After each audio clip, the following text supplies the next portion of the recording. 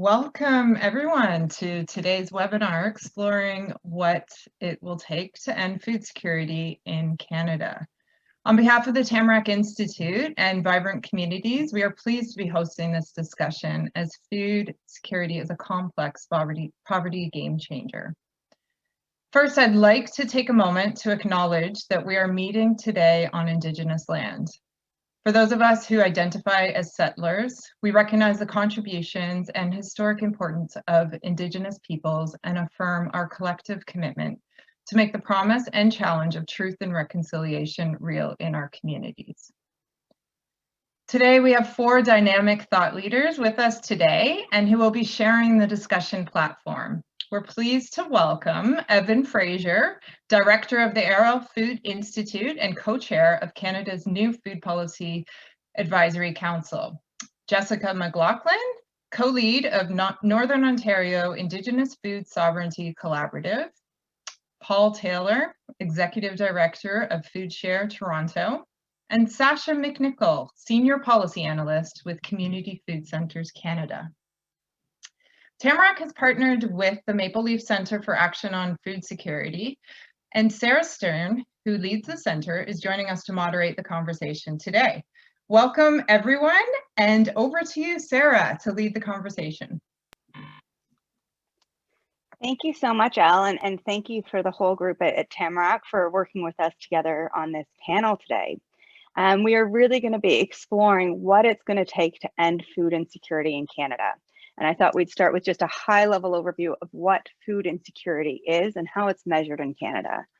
So in Canada, when we look at the issue of food insecurity, we're looking at the fact that people can't afford to access the food that they need to live a healthy life. It's measured through an annual survey or biannual survey, the Canadian Community Health Survey and the Household Food Module. And based on how people answer, they can be considered to be severely food insecure, moderately food insecure, or marginally. In that, in the latest numbers from 2017 and 2018, it showed that there are 4.4 million Canadians that are experiencing food insecurity. That's 1 in 8 households. It means that 1 in 6 children are experiencing food insecurity in Canada.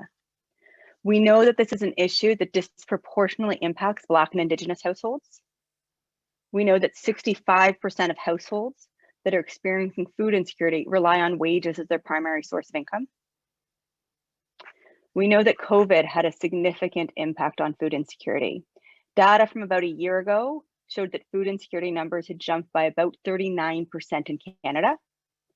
We don't yet have an update on that to see what the longer term impact was. But through COVID, with that jump, food insecurity became part of the national dialogue. For the first time ever, the idea of reducing food insecurity was mentioned in the throne speech, and food insecurity, reducing food insecurity, is now in the mandate letter for federal ministers. I'm really excited to be chatting today with Sasha, Jess, Evan, and Paul about what it's going to take to actually reduce food insecurity in Canada. Our format today, I'm going to have a series of questions to ask the panelists, initially to kind of deepen the understanding of food insecurity and then get into some solutions. And I'll look forward to taking questions from you, our audience today, to ask the panelists. As a reminder, please do ask questions using the Q&A function. So diving in, Sasha, Community Food Centres Canada has done a lot of work to illuminate the experience of food insecurity and has developed some recommendations. Can you share some of the reflections of the choices that people experiencing food insecurity are forced to make every day? Sure, thanks, Sarah. You shared a lot of kind of numbers of what food insecurity looks like in Canada, right? But what we wanted to look at was what's that experience like? How does it affect people's lives to not have the money to put enough good food on the table for themselves and their families? So in September, we published a report entitled Beyond Hunger. It was based on interviews with 600 people across the country from coast to coast to coast who experienced food insecurity. And what they told us is that food insecurity goes well beyond a lack of food and really affects nearly every aspect of their lives, right? So we talk a lot about the impacts on physical health and mental health, and we know that food insecurity can lead to a lot of physical health and mental health problems. But beyond that, I mean, they did talk about those aspects, but they said it impacts their relationships with their family and friends. It impacts the lives of their children. And we know from research that parents, especially mothers, will often skip meals or not eat as much as they need to in order to provide food for their children. It can be really socially isolating, and it creates barriers to finding and maintaining employment, to just move your life forward in the way that any of us would want to. And it creates barriers to expressing people's culture, right? So, for example, we talked to somebody who couldn't afford the foods that he needed after bypass surgery. And so he, was in a state of compromised physical health and couldn't afford to eat the way that he needed to. We talked to the mother of a girl who had to quit dance because she couldn't afford to put enough food in the fridge to keep her daughter's energy levels high enough. So, this really impacts people's lives in a myriad of ways, and kind of like, really flies in the face of this idea that people should pull themselves up by their bootstraps, So it creates feelings of shame and worthlessness, depression and anxiety. It makes people exhausted. It means they have to skip medications. It impacts people's lives in so many ways. And, we know from research that people are more likely to look for more private solutions that often involve incurring debt, like borrowing money or not paying bills, rather than going to food banks. So that just exacerbates the situation. Thank you, Sasha. It's always enlightening and hard to hear about those choices that people have to make on a regular basis. Paul, I know that you, the team at FoodShare and Proof, really did some groundbreaking research on the disproportionate impact that food insecurity has on the Black population. Can you share some of those key insights? For sure. You're going to have to bear with me for a moment. It's going to take me a few minutes to kind of get through some of this, but I think it's really important. And I also really appreciate that this question was asked so early on and that it's centered in a bit of today's conversation. So I would say, even before any of the research that we did, I think the first key finding was that there was an appalling lack of analysis on the role that anti-Black racism plays in causing food insecurity. And when I say appalling, I mean none. We weren't able to find any research on the experiences of food insecure Black households across Canada.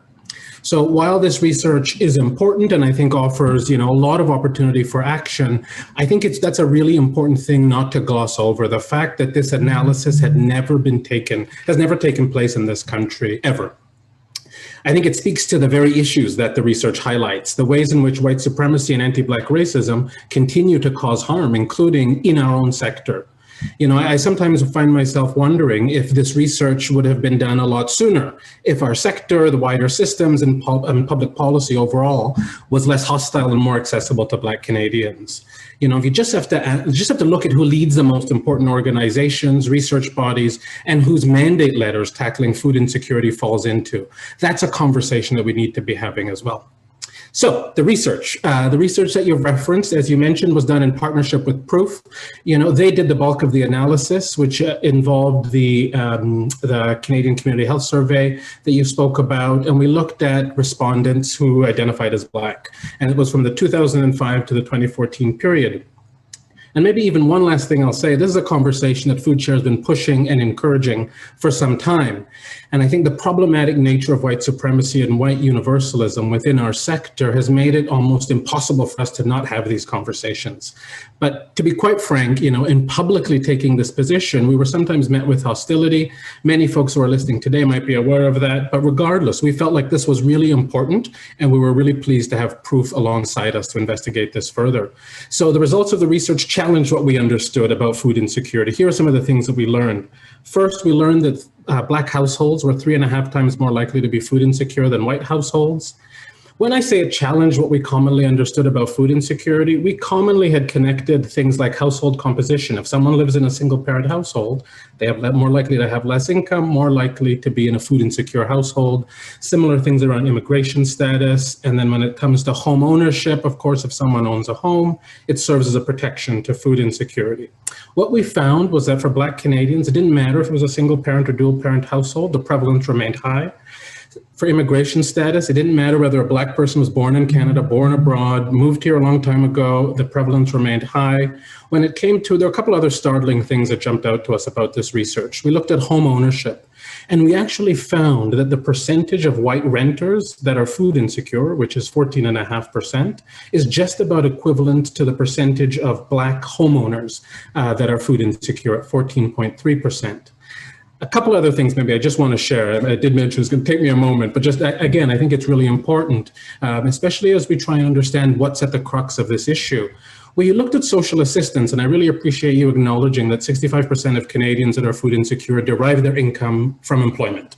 But we also took a look at social assistance, and we found that white Canadians receive more money in social assistance than Black Canadians do, which sounded strange to us until we realized disability income supports are included in that, which suggests that white folks are more likely to be approved for disability and more likely to be approved for more money.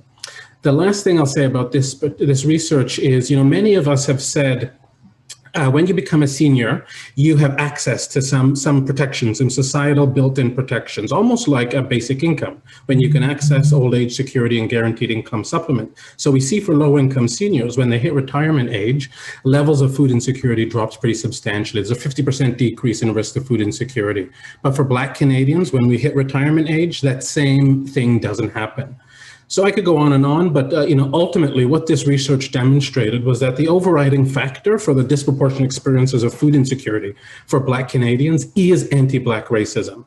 And I think disproportionate levels of food insecurity is just one of the ways that anti-Black racism continues to plague our society. And we know that we're definitely not going to solve it with community kitchens, community gardens, or even subsidized produce markets.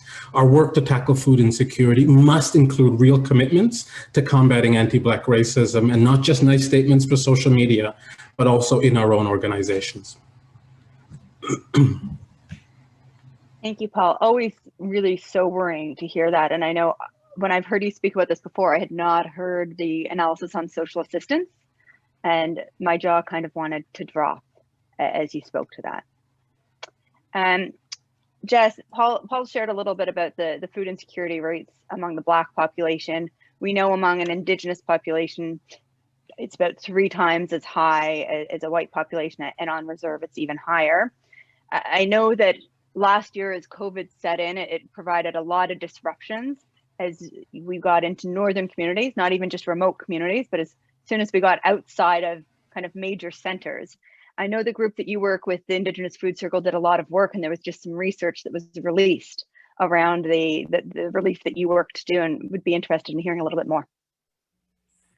Yeah, I guess in the beginning of COVID, reserves are very vulnerable in itself. That, like, right now in the northern, like around the James Bay coast, there's 4 communities right now that have severe outbreaks of COVID. So there's like 196 in one, 216 in another, of all children. So, and what happens, for example, I'll use the example of Saskatchewan, which is on the James Bay coast. So their northern store, which is like the Northwest Company, they had an outbreak within the store. So the store is closed right now. And this is now, not a year ago. And so, like, they can't access food. We're going to do an emergency good food box, which I will reach out to you later.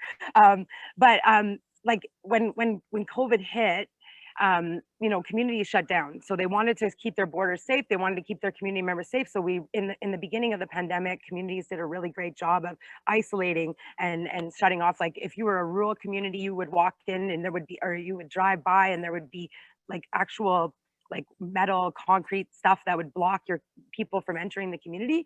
So we did a really great job, but that also disrupted how food got into the community.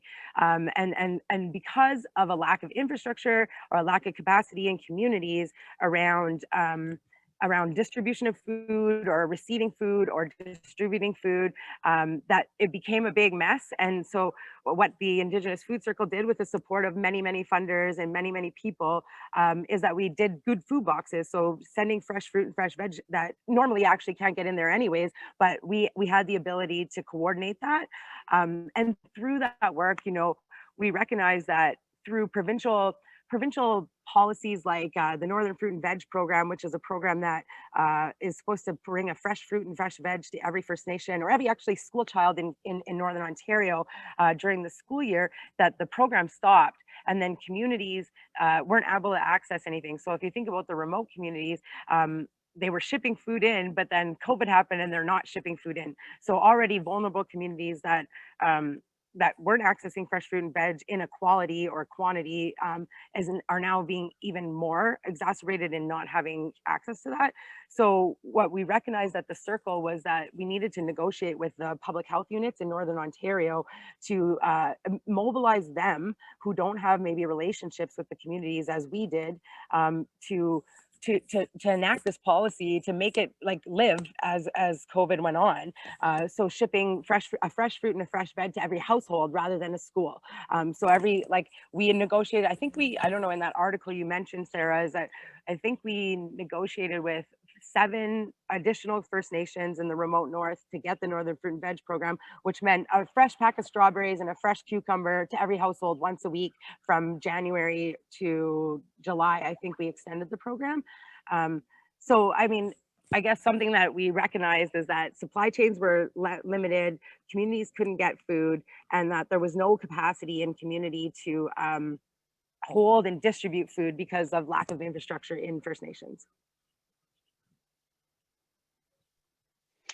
Thanks so much, Jess. I think one of the things that I also pulled out in the articles is some of the work that IFC and other groups are involved in have been able to do beyond just looking at food, looking at how the funds can be used for longer term solutions or longer term to address longer term issues. And I think we'll get into that as we go, but I think that was something that was so critical. Evan, your work is a little bit different.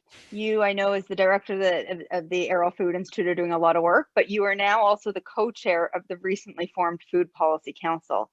And within the context of the Food Policy Council being formed this year, in the context of the food policy, I think it would be interesting to understand a little bit more about what is the Food Policy Council and what are they trying to achieve? Yeah, well, you're right. I am a bit of a bird of a different feather here because my roots are agricultural and sustainable agriculture. So I typically come at the food system from the producer end, not the food security and poverty end. But it's such a privilege to hear everything that's been said, and it's a privilege to be on this call. I think I can answer your question in a bunch of different ways, Sarah. The Canadian Food Policy Advisory Council, from a factual based perspective, it's a council that was appointed by the Minister of Agriculture and Agri-Food Canada, the Honourable Marie-Claude Bibeau. It's part of the Food Policy for Canada, which is a whole of government policy that finds its origins and its roots in agriculture and agri-food. So we have part of our secretariat sits in agriculture and agri-food. It's made up of currently about, I think it's 22 folks from across the farm to fork spectrum. It has a pretty good representation of key stakeholder groups that have an interest in food, from poverty all the way through poverty and food insecurity all the way through to producers. So that's sort of what it is. From a personal perspective, it's a privilege and a challenge to be named as the co-chair. It's great to be able to, while spending time cooped up in my bedroom, reach out and get to know Canadians from all parts of the country and all sorts of walks of life. And I think it's also important to state that the Food Policy Advisory Council has a real aspiration that food defies categories. We as a country export a lot of food, so food's tied up in our trade, but equally and extremely importantly, it's a function of poverty, and food insecurity is a part of poverty. Food sits at a whole bunch of different ministerial levels. And so the Food Policy and the Food Policy Advisory Council is an attempt to create a body that can provide whole of government systems related advice. And then just sort of logistically, what are we doing? So we were formed about 8 or 9 weeks ago, I guess. the co-chair, Sylvie Cloutier, and I reached out to the members of the council, and we sort of decided we needed to have something to work on in the first 6 months, which we're sort of calling phase 1. And so we decided to organize ourselves into 4 working groups, one on nutrition in schools, one on food insecurity, one on food waste, and one on sustainable agriculture. And our work plans, as they're being formed right now, and we presented the preliminary work plans to the minister last week, or week before rather, is to provide advice to the minister in these 4 broad areas by the end of the summer. And hopefully we'll have spent 6 months doing something together that would have been impossible for us to do individually. So I'm happy to go into much more detail, but there's a quick overview, Sarah. Thanks, Evan. I know for many of us over the past few years, we were waiting for Canada to announce the food policy for Canada, and then hoping for this kind of advisory and governance council. So I know it was quite exciting to see that launched, and hopeful that it can help drive progress along. And I think when we think about progress, as we've kind of gone through the various waves and phases of COVID, there's been a lot of momentum and discussion around how can we build back better. And I think in that context, really looking at, as we talk about building back better, what does that mean for reducing or even ending food insecurity? So Paul, you shared a lot of sobering and stark facts. What are the implications for building back better? What does that mean? What does that data tell us that we need to be doing better? I really like the first part. I love your question, and I think I actually don't know what building back better means. To me, it sounds like a really catchy slogan. But if it means building back systems rooted in capitalism, white supremacy, anti-Black racism, and anti-indigeneity, I think we have to ask, building back better for whom? I also have been finding myself, don't know if I'm answering your question, but there's just something that's been on my mind. If I don't, please redirect me. But, you know, I think we have this preoccupation with policy windows that just while I was eating my lunch, I was thinking about. And I think we need to be critical of that kind of preoccupation with policy windows, because what it does is it focuses totally on the priorities of our governments. And I think in doing so, we can give up opportunities to advocate beyond what the government of the day might be interested in. For some of us, the issues that our communities have been forced to navigate, we've been waiting forever for our policy windows on these issues. So that's just something that I thought about today at lunch. And then, you know, basic income has come up a lot in these conversations. And I will say that I personally believe that basic income has the potential to be an important tool in challenging food insecurity. We know it's an issue of income. But of course, it isn't a magical silver bullet. And that's why I think the most important tool is a more fulsome framework that's anchored in our human rights, which could include a guaranteed livable income, but I think should also include a guarantee of other public services. All of these public services really anchored in respecting, protecting, and fulfilling our fundamental human rights, like our right to food, like our right to housing. And I think right now, you know, folks might say that there's a policy window around a basic income or around a guaranteed livable income. But what I'm realizing is I'm more inspired by the need for a guaranteed livable country and a framework to support it. And then the other thing I'll say is, lastly, I think to truly go forward in a good way as a society, we need to acknowledge the harm that white supremacy, colonialism, and capitalism have caused and continue to cause. You know, generations of health inequities, genocide. I think go forward approaches should include some form of meaningful restitution. It's a privilege to think about, you know, how we build back better and go forward. So I think we've got to talk also about restitution, like reparations, land back, and those types of critical conversations. Thank you, Paul. I mean, I love that you kind of called out this build back better and the chatter around it, because I think I kind of used it because it's what we keep hearing, but what does that mean? And I think the for whom becomes so important. It's interesting that you mentioned this idea of policy windows, because I know we spend a lot of time at the center thinking about when is the right time to kind of drive things forward and what might these windows be. So I know that's going to help me think a little bit broader on some of those issues. Jess, you'd shared a little bit about the work of the IFC. I kind of touched on longer term sustainable solutions. Within the context that you work, what does that look like? And what are some of the projects that you're working on that you think build for a better future? Yeah, I also agree with Paul in that like building back better is like around like shifting the narrative around what does that actually mean for communities or people on the ground. And like you said, is like during COVID is like what we realized and what we fought for our communities was rather than emergency food response, like putting in a bunch of food, is like we put for autonomy and self-determination. Like like CFCC was great and allowed us to distribute funds in COVID to and to give communities the autonomy to build gardens, get back on the land, you know, build trappers camps, to really take the initiative to get food in the way that they wanted to get food. You know, when I think, and like I think your question is like ending food insecurity, like it's really about giving people the autonomy and the self-determination to make their own choices, and then you would see that trickle down or trickle up, rather in the way policies are shaped, because people are going to determine that from themselves at the food at the ground level.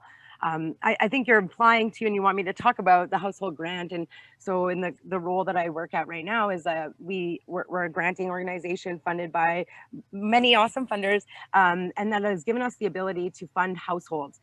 So 1,000 for an urban First Nation family and 2,000 for a remote First Nation family, which we are seeing in this some incredible data around exactly what they want. So like some of the themes are maple sugar bushing, wild ricing, getting back on the land, building cabins to, you know, occupy land that is Crown land, and that get out there, get your family out, learn traditions, and access your own food in your own way, rather than supporting things like the Northwest Company or bigger companies that really don't serve the needs of the people on the ground.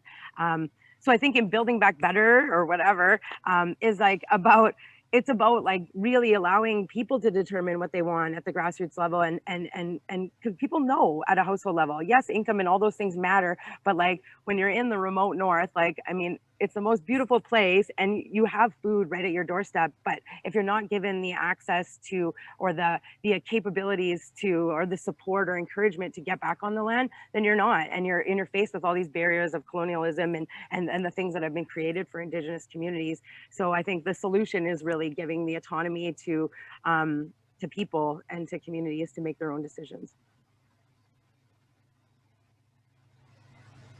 Thank you. And I, you know, that's one of the things that I've been so interested in following that work, and this idea of asking households what it is that they need and being able to work at that micro level. And I believe the work that you're doing is one of the first times that's been done in Canada. I think what Jess didn't share is that they received, I think, 1,200 applications for about 80 grants. 1,500, yes. Yeah. And we could only fund 60 households, which was really hard. And like I'd spent many nights crying out of the beautiful like things that people were saying about what they wanted to do in their household, and I couldn't fund them all, but hopefully in the future. I'm not sure how you did that. Also, big kudos to you and your team for sifting through that and making some of those really, really hard decisions. And hopefully there'll be many more opportunities to support those households going forward. And I think when we look at this issue, there's a question of what is the role of different groups? And I think both Paul and Sashi are representing community organizations that do incredible work to reach people today, but also try to think of going forward solutions.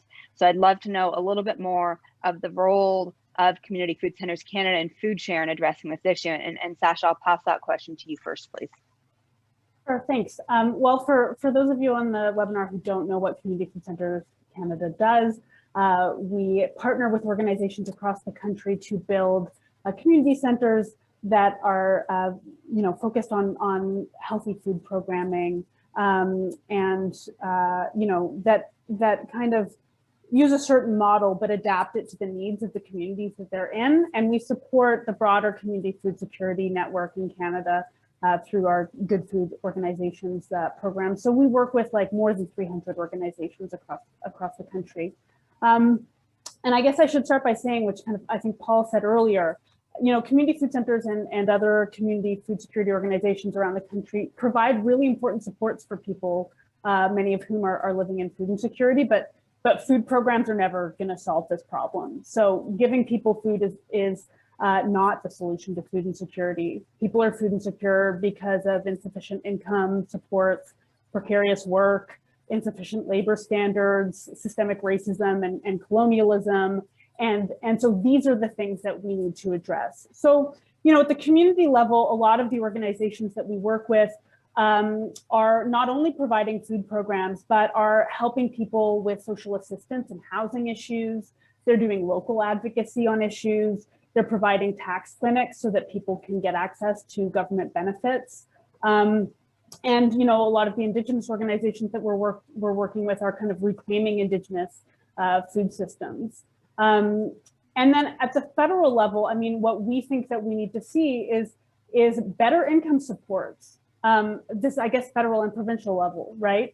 Better income supports, because people are being way too many people in Canada are being forced to live off of like really laughable social assistance rates. And also social programs like affordable housing, like childcare, like pharmacare, and then support for indigenous food systems. And so we have been pushing for those kinds of income supports and social programs. We've been pushing, for example, for a benefit for people with disabilities.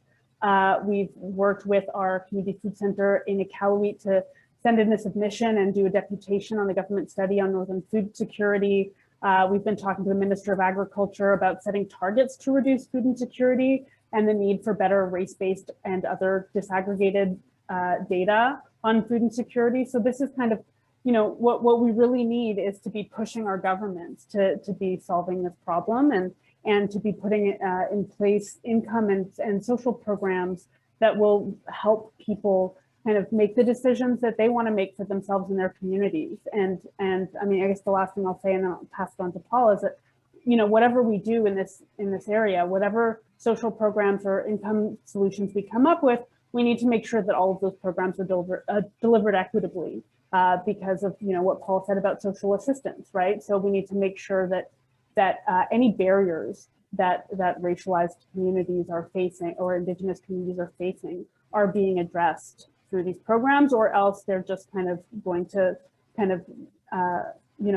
deepen the existing inequities in our society. Okay, the crux of the question was, what are we doing to challenge food insecurity? Okay, so I think much of what Sarah said, I can co-sign. So I'm going to try my best not to repeat anything that she said. I think one of the things that we're realizing that's really important to this conversation is actually that many people across this country don't know what food insecurity is, and there aren't a lot of mechanisms that really make it clear for us. So I think the fact that we don't all understand what food insecurity means makes it almost impossible for us to hold our elected officials to account for tackling food insecurity. I think for many of us, we still think of food insecurity as hunger. So I think one of the bits of FoodShare's work has been really to help decouple hunger and food insecurity. Hunger happens at the individual level, may or may not be caused by food insecurity, whereas food insecurity is measured at the household level, and as has been mentioned, is primarily about income. So how does a Toronto-based charity show up in an issue that's predominantly about income, especially since, we would like to, but we don't set the minimum wage in Ontario, nor do we have the ability to guarantee a livable country. What we do have the ability to do, I think, is to be mindful about how we deploy our resources. So our work involves, FoodShare's work involves collaborating with communities across the city to build community-led food infrastructure, be it markets, urban farms, grassroots, food-based initiatives through what we call our supportive partnership platform. But I think in doing this work, it's been really important to us to prioritize collaborations with communities that have had to endure chronic underinvestment, systemic racism, and who have been forced to navigate the brunt of the harshness of capitalism and neoliberalism.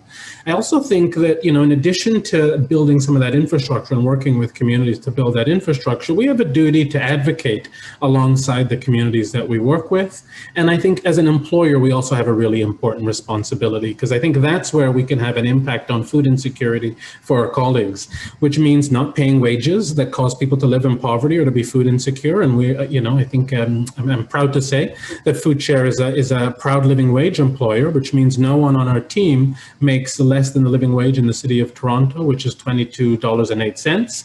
And we also challenge income inequality within our own organization by having, a ratio between lowest paid to the highest paid worker of 1 to 3, and that is embedded in our policies. It means that the highest paid worker can make no more than 3 times that of the lowest paid worker. So when I think about building back better, it means doing things like this that intentionally get to the crux of the way racism and patriarchy and all of those things have caused such inequities, not just in society, but in our organizations. And then seizing opportunities like this to talk about them and challenge us in our sector to make sure that we're doing what we can to challenge the organizing principles that cause these inequities. Thank you to both Paul and Sasha for that work. I think both organizations, I know, Paul, you really highlighted people not understanding what food insecurity is. And I know both of your organizations have been doing a lot of work around that. When I started working in this space around 5 years ago and talked about food insecurity, many people thought I was talking about the safety of food. So I think we've come a long way, but there is still so far to go. I thought it was really important the way you highlighted the work that your organization does to support people today, and the work that you're doing on a longer term basis from a systems perspective. Yes, Paul. Just one last thing, I'm sorry, that I think it's so important, these conversations around food insecurity, to begin with recognizing that in Canada, unlike in the US, we have a right to food. And that sets an obligation for our governments. So I often feel like that's where we should begin these conversations, in recognizing that our governments have failed to protect and fulfill our right to food. So I think that's where we've got to encourage them to do some of that work. Paul, thanks for ending that. I think it's a good place to kind of transition into, Canada has declared there's a right to food. We've talked about the need to consult people about what they need. We've talked about more locally based, community driven, contextually driven solutions and answers. And what is the role of government? And I think Evan is co-chair of this new Food Policy Council. I think there's a lot of hope from some, skepticism from others. What is the Food Policy Council doing to drive action around ending food insecurity? Who are you talking to? How is progress? What is the plan? Well, I mean, great question. And hope and skepticism are the prevailing emotions that I personally have every night I go to bed when I think about this Food Policy Council that we're all embarked on. So just to return to the mandate, I mean, our mandate is to give advice to the minister, and we've established a working group on this that will give advice to the minister later this summer. So that's the sort of procedural answer to this. But everything that the co-panelists have said is landing hard and landing well. We have started reaching out to key regional and national organizations, lots of discussions with the Poverty Advisory Council, because we all know that what the panelists have already said, food insecurity is a symptom of poverty, which itself is a symptom of the deep structural inequalities that are present on our society. And we know that food insecurity won't be solved with a charitable model of food based on food aid. I mean, that's an important stopgap measure, perhaps, especially in the last year, but it's not a long-term solution, and we can't fool ourselves to think that. And speaking both personally and then I think on behalf or as part of the council, we're all pretty disheartened that our country and indeed the world is falling behind on the targets around food security or food insecurity. I mean, we've got our sustainable development goals that say we should be eliminating hunger, yet every year for the last 5 years, both, in Canada, certainly in the last year, and globally in the last 5 years, we've seen measures of food insecurity worsening. So we're moving in the wrong direction badly on this file. So we've got a working group that was going to provide advice to the minister later this summer. Some of the preliminary ideas that I've been participating in discussing is really a collaboration between the Food Policy Council and Statistics Canada to better measure food insecurity and try to start to address that gap that Paul and Proof and whatnot have identified, that we have this paucity, the complete dearth of proper analysis on who is food insecure, why they are food insecure in this country. And you know, Paul's opening comments were completely spot on. We have to fix that, and that's something, hopefully we can fix that. Second, I mean, what Sasha said, we have to be both wearing my food policy hat and not wearing my food policy hat. We have to be pushing the government towards setting stronger targets, making the case that we should be, say, for instance, saying Canada should have 50% reduction in food insecurity by 2030. We should be bold and ambitious and set those targets. And you know, not to contradict Paul, maybe there is a policy window here. Maybe there should always be a policy window, but maybe there's one right now, and we can mobilize to drive change.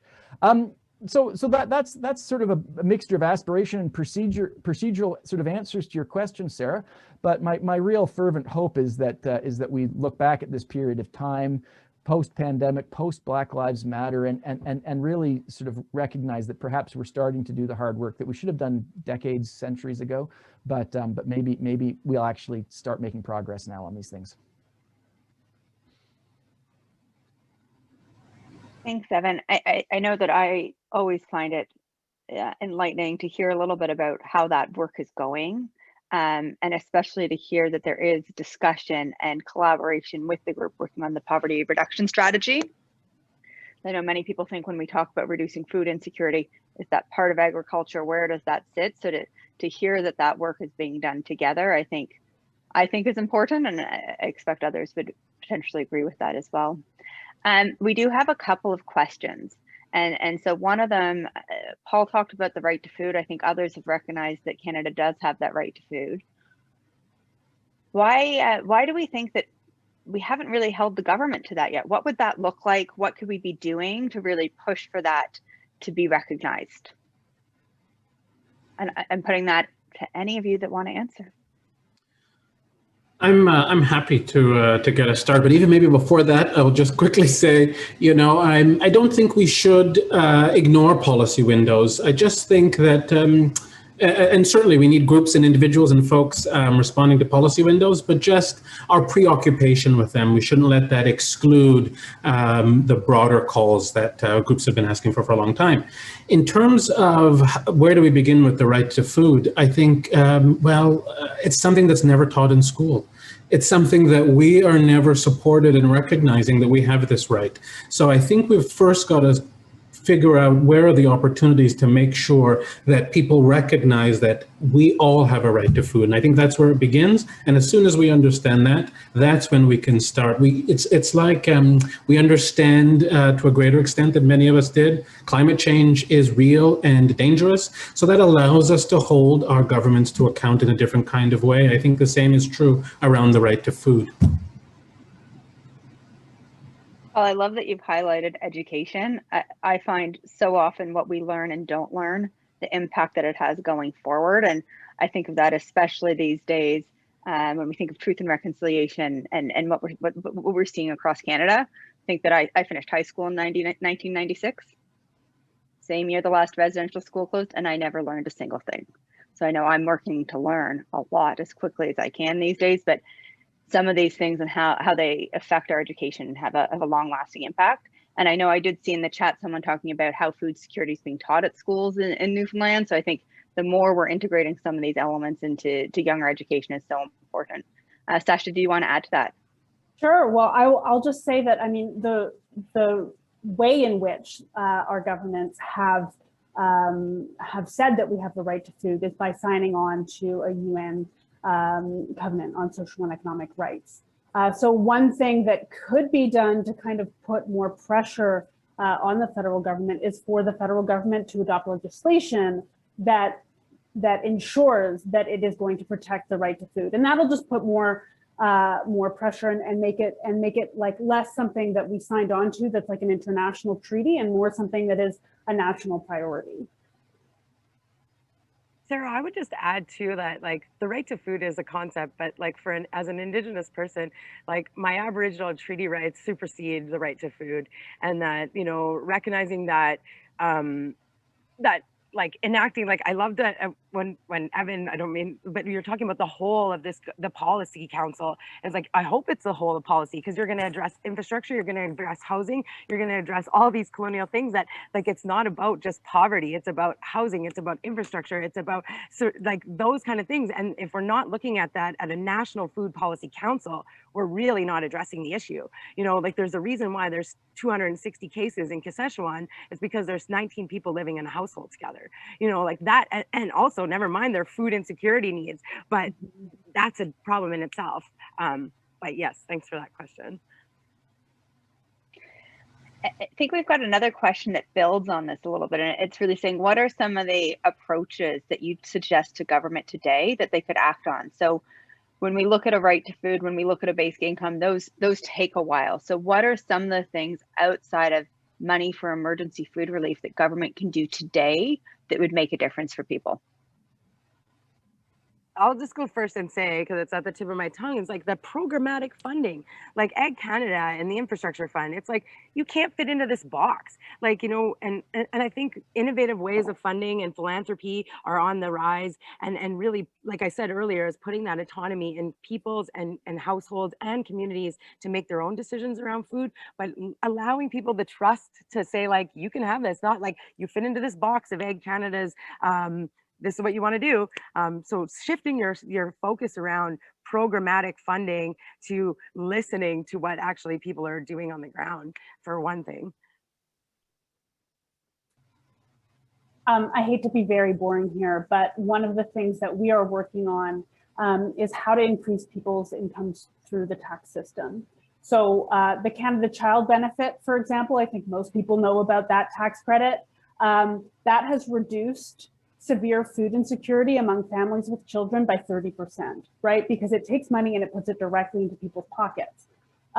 One group that we need to focus on now, because we have these supports for children, we have, as Paul mentioned, supports for seniors, is that group of people who falls in the middle, especially single unattached adults who are between 18 and 64 and don't have children.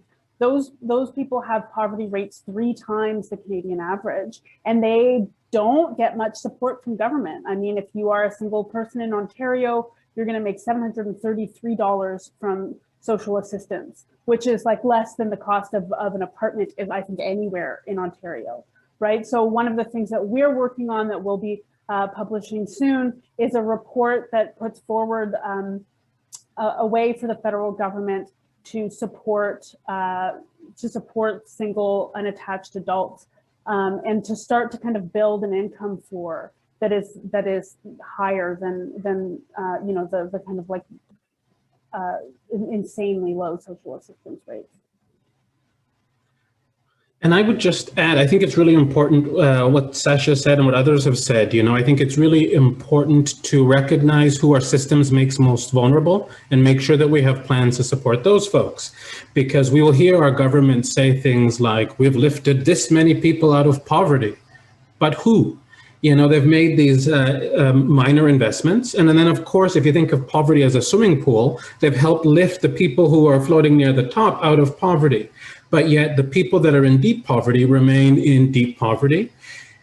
Our governments will say the Canada Child Benefit has had an impact on 30% of families, low-income families. Again, without an analysis, a race-based analysis, we're not certain that this is having an impact on all families in the same way, like we did when I spoke about the impact that access to retirement income has on seniors. So I think really making sure that we're identifying who our systems have made the most vulnerable, and then how we're measuring on food insecurity increases in, or you get what I'm trying to say, making things better for those folks. And I'll just add on to what Paul said, like in this project that we're doing, working towards this proposal for the federal government, we asked the person who's doing the modeling for us, can you give us a breakdown by racial groups so that we can figure out, like, would this benefit some people more than others? Is there something that we need to kind of do to take that into account? And she said no, because that data isn't available. And so that is something that needs to happen right away, is because, you know, otherwise you're putting forward proposals and you don't know whether it's going to impact the people who are most affected by food insecurity and by poverty in Canada. It's outrageous. Thank you. I think when I think of that, I think of the policies. I think, Sasha, you bring up such a good point there around the data that is available that Paul's highlighted as well. I also look at the fact that there's at least $1 billion of federal benefits left on the table each year that people aren't accessing, and understanding who's not accessing those and why. But that's money that's there now for people that need it and for some reason aren't getting it. So I think there needs to be more in-depth exploration into that. Evan, there's a question around what the food policy might be doing looking at food waste, being very clear, and it's very clear in the question. A lot of people try to say there's all this extra food in Canada, there's people that need it, let's make sure they get it. We know that that is not the answer. The question recognizes that that's not the answer. So how is the food policy or the Food Policy Advisory Council dealing with these two issues as separate issues? So, I mean, so I'm glad we're clearly separating food waste, which is an economic and an environmental problem, and putting it in a very different bundle than food insecurity, which is a poverty issue linked to systemic racism and colonialism.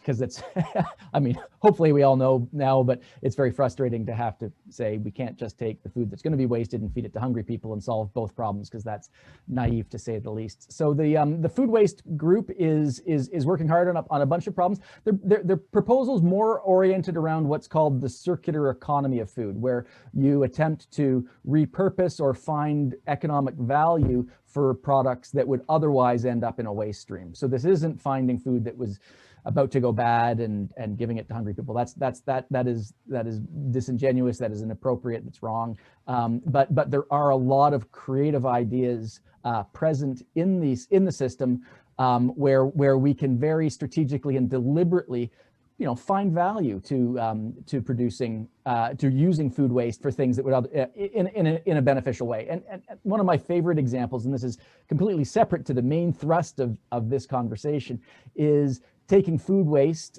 from grocery stores or restaurants, raising insects on them, and then using those insects as feed for the aquaculture industry. And there you suddenly realize that the aquaculture industry has a lot of you know, penned aquaculture industry, not salmon that would be in estuaries, for instance. That actually then becomes a really interesting way of creating value for a product that would otherwise just be creating greenhouse gases in a landfill.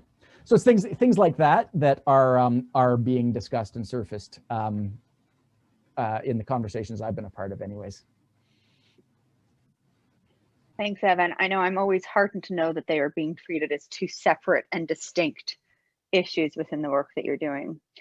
As we're nearing the end of our time, I think I'm going to ask one final question to each of you, and it's actually a question that came from the panelists, from the audience. If you had a magic wand or the power to change one thing in support of ending food insecurity, what would it be? And I know this wasn't the question I told you I'd ask. It's just a good question. So putting you on the spot with that one.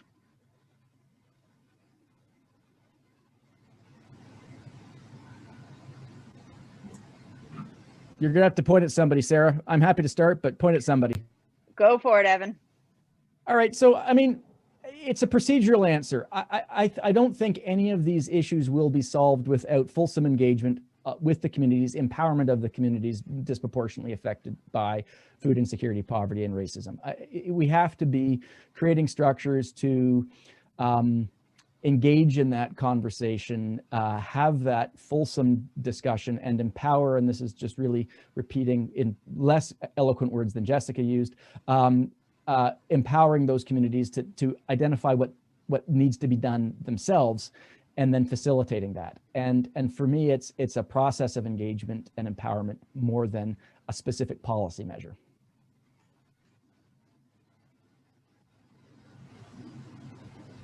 Thanks, Evan. Paul, your mic is off. Your mute is off. You are next. Okay. You know, in my conversations with people, one of the things that strikes me is that far too many people, I think, believe that poverty, homelessness, food insecurity, that these things are inevitable. And I've been, spending the last few weeks thinking about this as well. The moment that we think that these things are inevitable, we have lost the fight. And I also think that we have to admit that we have low expectations of our governments, rightly or wrongly, and I think lots of folks have lots of reasons to have low expectations of our governments.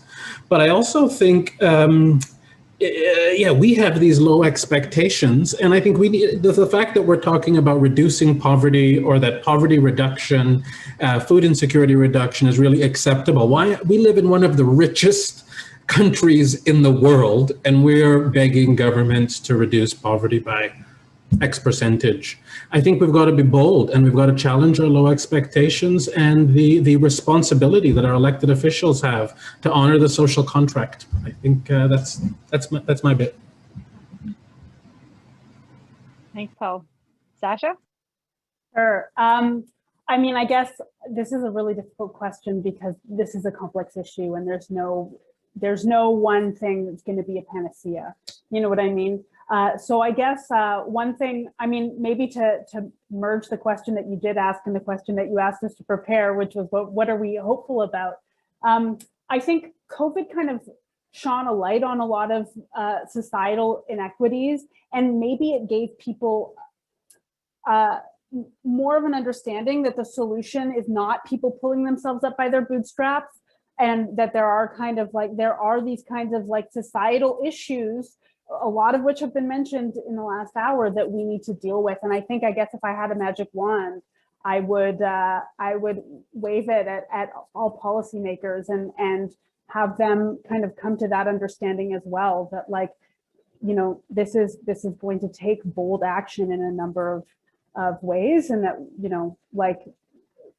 this is not the time for deficit hawks.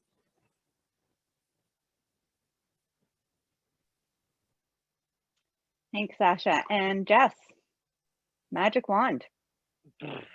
I guess I differ in a little bit, in like my magic wand involves I think about not only like food insecurity or these terms, or poverty, and lack of housing, and all the issues that my people and others face, but I think about the earth, and my magic wand would really bring us back down, all of us, like every human on this earth, back down to respecting every living citizen that I respect, and really, like, when you start thinking of trees and seeds and those things as living citizens that I am equal with, it really changes the narrative, and really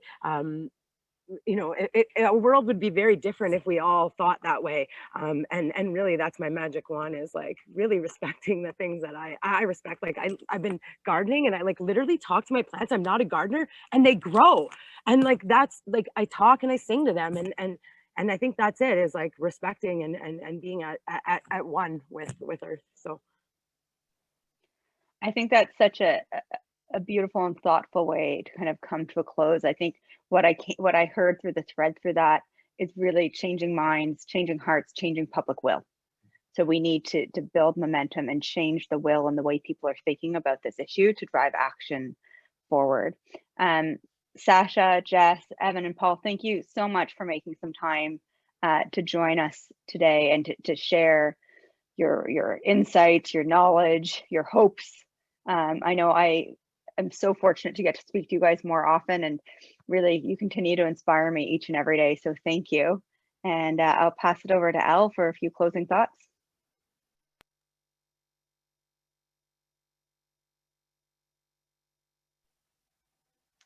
Well, thank you. Thanks for that, Sarah, and thanks everyone. Just a reminder that as a follow-up to today's call, you will be receiving a recording to your inbox with the webinar, and any resources shared, we'll share those back out as well. I know there are a lot of resources that were shared today, and it's hard to pull all those together live, so we'll be doing that as part of the follow-up.